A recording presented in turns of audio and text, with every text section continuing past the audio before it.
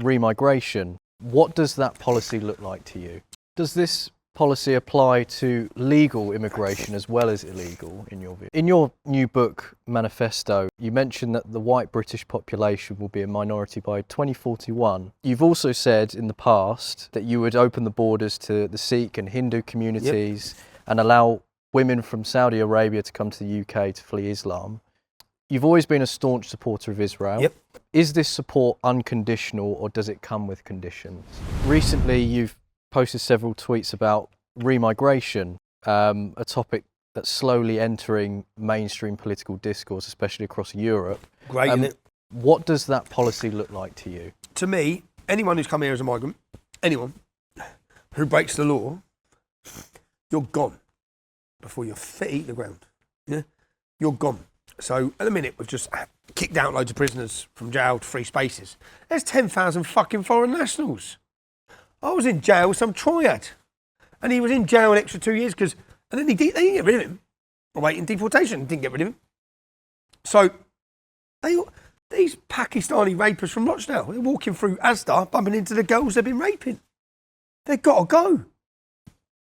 You see, everyone who entered this country illegally, which they say is 745,000 people, they've got to go. You see every hotel that's full of them. They've got to go. I saw Nigel Farage say, it's not possible. No, what's not possible, Nigel? I'll tell you what's not possible.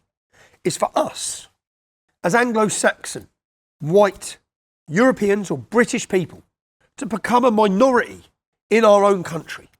That's not possible. I'll tell you what is possible. To round up the men that broke in, that you know nothing about. You don't know who they are. You don't know what crimes they've committed. I'll give you one example. One went into Bournemouth, said he was 20. Or said he was 15. He harassed the girls at school. He pulled out a knife. He didn't get done for that either, just like Jamal did. Yeah? He didn't get done because he's a refugee and we need to look at him with a different eye, through a different lens, from Afghanistan. When he was 21, he stabbed to death a Royal Marine who was 21 in Bournemouth Town Centre. I watched an interview with that Royal Marine's dad. You should watch it because it'll fucking break your heart. He took his only son. He wasn't 15 when he come to the school. He was 20. Do you know what he'd done on the way to the UK? He'd shot 2 people dead with an AK-47 in Serbia. So I'll tell you what's not possible. It's not possible for you to continue to leave our borders open to God knows who and to continue to expect the British public to pay for it at the same time. Pay for the destruction of our own country to bring herds and thousands of men. Where's the women and kids? This would be a different story if those hotels were full of women and children from actual fucking war zones. But none of these people are from war zones. So let's stop lying about them being refugees. They're economic migrants who've been through 16 safe countries. So when Nigel says it's not possible to have a safe, prosperous, culturally British country if you allow this to continue. Does this policy apply to legal immigration as well as illegal, in your view? No, it doesn't, in my view, no, it doesn't. But when we look at legal migration, that needs to stop as well. It needs to stop. So, and when we look at refugee status, it should be in the continent you're from. That's what it should be. With the same culture as you. So Ukrainian refugees who need help. Okay, we should help them. They're European, culturally the same as us, Christian. If they need help in European countries, let's help. Somalians, not our problem. Not least of all when the Wanama, that's what they're saying it, Wanama, one Islamic world. Saudi, Qatar, none of them let any of them in because they see the migration of Muslims into Europe as population jihad. They're changing the demographics of our country forever. The culture is disappearing. And they're becoming dominant at 7%. What does anyone, if you're watching this, 40,000 Muslims on the terror watch this, the attacks, the cultural decline of Great Britain, 7%. What do you think it's going to be like at 20? We're going to sit there just continue being scared to talk about it? Nigel Farage ain't going to sort it. He's already said he's not bothered about the population demographical change. He doesn't want to do mass deportations.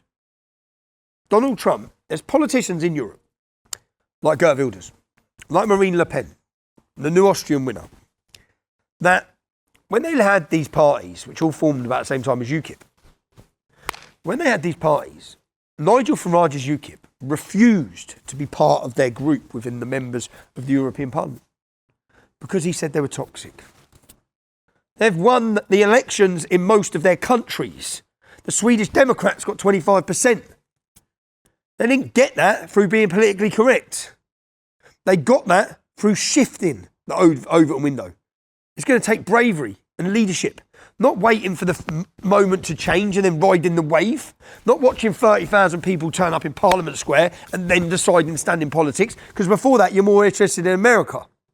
So, if you haven't noticed, I'm a bit pissed off about reform, Nigel Farage. In your new book, Manifesto, you mentioned that the white British population will be a minority by 2041. You've also said in the past, obviously subject to change, that you would open the borders to the Sikh and Hindu communities and allow, I think you said as well once, that you would allow women from Saudi Arabia to come to the UK to flee Islam.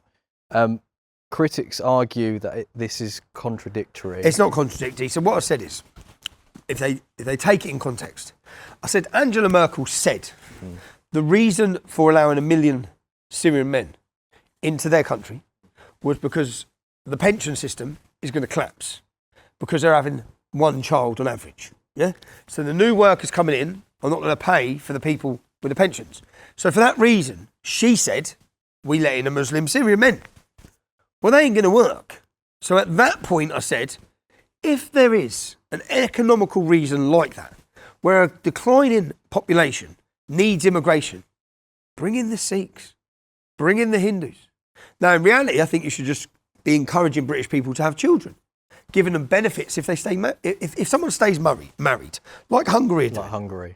Like Hungary are doing, yeah. But this would be if that was the problem. But the reality is, the plan for Great Britain is to replace the white population. Some people think that sounds crazy. When I got my nose in, 5 years of work on that last book, population replacement is their policy. Yeah? They replace us. They don't care who they're farming their taxes out of. They don't care. They're actually happy for a population that's reliant on the state. So, when you know their end goal, the rest, the migration crisis. What migration crisis? You created it. You purposely created it. And then you send your NGO boats, funded by all the fucking European governments, you collect them and you bring them in. If anyone doesn't think the Navy could stop these boats, you're on another planet. They're not going to stop them, right? So what we need to realise, and you need to realise, is democracy is not the answer here, right? Unless we have direct democracy. And we're running out of time, because we're going to be minority. So if you're from a suburb or a leafy little town, and you think you're all right, yeah? Go to Luton, go to Tower Hamlets, go to Birmingham. Take a walk around those towns, because that's coming to you. And how do you respond to the people that criticise that and say that it's contradictory? Because I don't say it's contradictory, because I'm not saying, I'm saying that if that was the reason, right, then bring some Sikhs and Hindus in. Like now, Filipinos, yeah? If we need workers, if that's the case, if that was the case, yeah, if we couldn't train British people, if there was a shortage of people to do certain jobs, Filipinos will come here and work their bollocks off. Where's the Filipino gangs? They're not raping anyone. So there's certain cultures, certain sections. If you look at the demographical change of the UK, now different under Rishi Sunak, I think he let in nearly a million Indians, yeah? I think that's mad, yeah? But if you look at the demographical change, so I picked Luton, because I always look at Luton. In 2017, by 2030, the population growth for the black community and the white community was 1.3 to 1.4%. The Bangladeshi and Pakistani community was 70 to 78%. So when people talk, I'll tell you what I get a bit upset about, is as we go through where we're heading now, there's a lot of fucking great people who have put into this country. And I don't think they should be thrown in the bracket as the problem. And I'm talking about Sikhs, and I'm talking about Hindus, and I'm talking about Christian Nigerians. And I'm talking about people who come here, work hard. We've welcomed them here. And which generation, to the FNATs, you haven't got me a lot. Well, my mum was Irish. So what, shall I go? Shall I leave? Or am I all right because I'm white? What about, say my best mate, one of my best mates, Royal Marine, black lad, 3rd generation. Has he got to leave? What about all the English football team?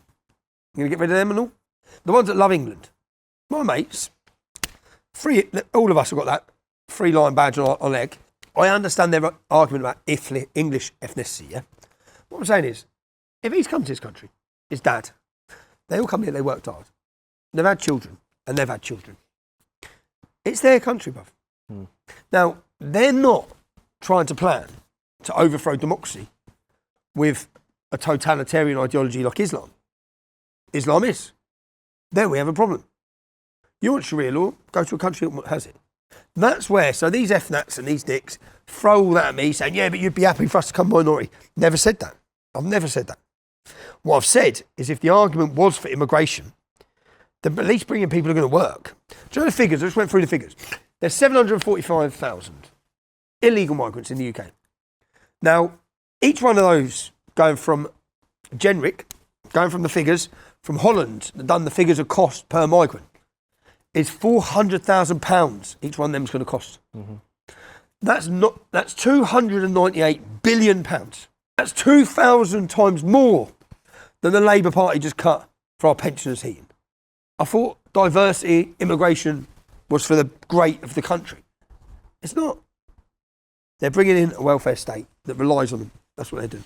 Let's, because obviously time's running a bit short, so I'm just going to go through. I wanted to just briefly touch on Israel and the prospect of prison, just briefly.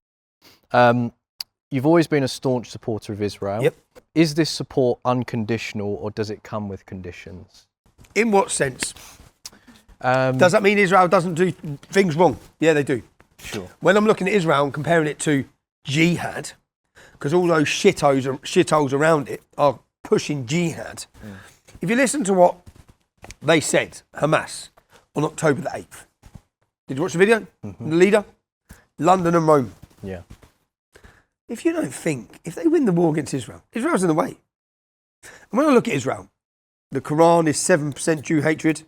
Mein Kampf is 11%. The Jew hatred was there before 1948. Yeah? It's always been there. Jihadis, Islamic, Muslims have a very special saying. First comes Saturday, then comes Sunday. What do you mean? It's first the Jews, and then the Christians. So, I don't care how many people don't like it when I say it. And I know it upsets some of my own people who are politically think Palestine is the poor one here. Yeah. Palestine elected a government called Hamas with a majority vote. The rest of the people in Palestine who didn't vote for Hamas voted for Fatah, another terrorist organisation. Since that election, there's been no more votes. Now, if Scotland elected a government that had in its manifesto, because it's in the Hamas manifesto, that the final day of judgment does not come until every English person is dead, and then they waged their war and refused peace with us 20 times, what do you think English people would be saying if they carried on firing rockets? And then they come across the border and raped and pillaged 1,400 people. And it wasn't just a little terrorist group, it's a government. And then they've got tunnels going in with Egypt, and they're funded by the biggest terrorist state in the world, Iran. What would we be saying? So I compare Israel, when I look at it, and the jihadis around them. And those jihadis would hang me and then hang you the same way they'd hang a Jew. So, yeah, just one more time, I support Israel and I don't give a fuck. And I've never received a penny for doing that. And do you know the amount of shit I get for it? You're accused a lot of being a Mossad agent. Because I wore a Mossad t-shirt from a fucking souvenir shop on the Golan Heights. morons. I wore a Baluchistan t-shirt. Do you know where Baluchistan is? Look up. Most people won't, yeah? Baluchistan was the land before we created Pakistan. It's their country. It's their land. It's full of wealth and minerals. Peaceful, good people. We give it to Pakistan. Muslims. Do you know what they've done with the Baluchi people? They've enslaved them. They've took every bit of wealth of them. Do you know any of the Baluch people that speak up? They go I've done videos on it for years. Am I funded by Baluchistan? It's only the Jews. It's only when you talk about Jews. Then you're getting funded by the Jews. It's fucking mental, mate. I talk about issues that I see hypocrisy in. Do you know how many other countries 500,000 Syrians were killed? Where's all these guys are protesting? Where were they? Didn't give a fuck when it was Assad killing the Muslims, did they? They weren't protesting every week then. What about my first ever demonstration? Ever. Go get the banners. First EDL demo. It said, Nigerian Christians, we stand with you against jihad. Am I funded by Nigerian Christians? It's like, just boring. And people say, you're Israel first. How the fuck, how have I put Israel first? How? I've given my life and fought my life for Great Britain, for England.